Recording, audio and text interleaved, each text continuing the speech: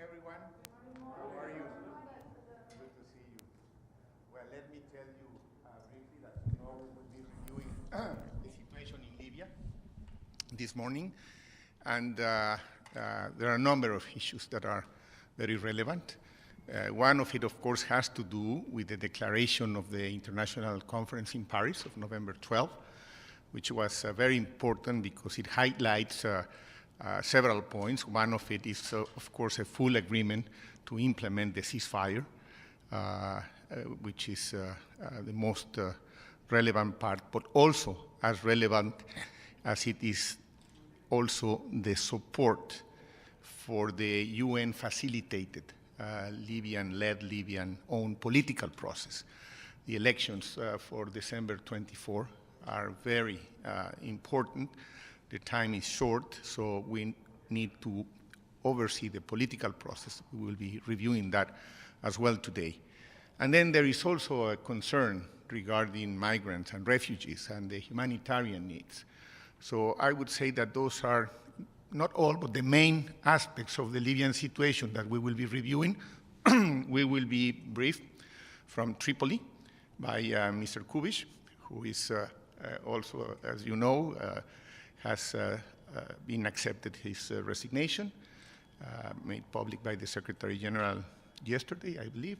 And so this has also prompted a process of consultations to see how and who will be replacing Mr. Kubish. It's very important for the UN mission that it be a smooth transition, and the Council will try to collaborate with the Secretary General, of course, to make that feasible. So those are basically the main issues that we have for today's discussion. We will be adopting a PRST as well, which will be very comprehensive. So that's basically what I could tell you of today's agenda. Ambassador, yes. The timing of Mr. Kubish's departure, a month now to the elections, this seems to be very difficult timing. Were you surprised by this? We were not expecting it, let me put it that way, but he has also made clear that he's not planning to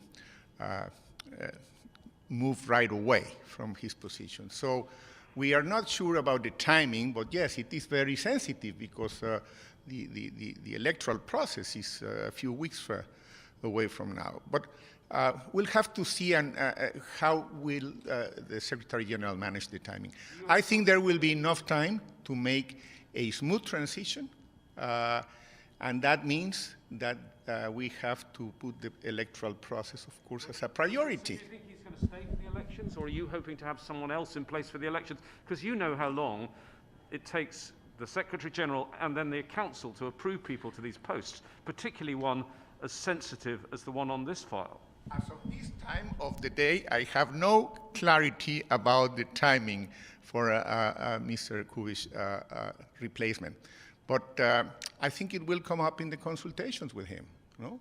If anything else comes up later on and it's relevant, I'll be happy to share it with you. Saif al-Islam, Gaddafi's son, who's wanted for war crimes, run for president in the elections. He's one of the candidates. Yes. Well, those are the type of things that we will be reviewing precisely today. All those very sensitive issues that have to do with the overall political process. It's very important that it must be an inclusive process, of course, and we'll need to learn a little more about the details. That's what the briefing is going to be about. No? Thank you, guys. What is the reason of the resignation of Mr. Kubish, you were told? You probably know more than I do, than the Council knows.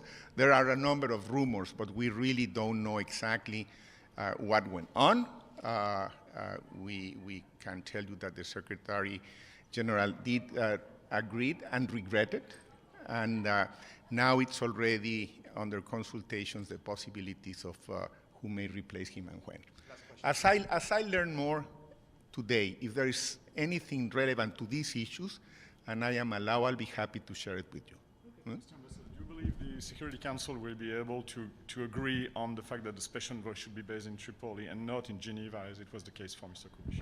Well, I cannot speak for all the members of the council, but of course, what I can tell you is that in general, what I have experienced at the council is that there is always a preference for the special envoy to be exactly where the action is taken. Nothing replaces that, and that's something that the council has been quite clear in a number of occasions. So I don't foresee any reason to make an exception. All right? If I know anything else later on, I'll be happy to come back. All right, good.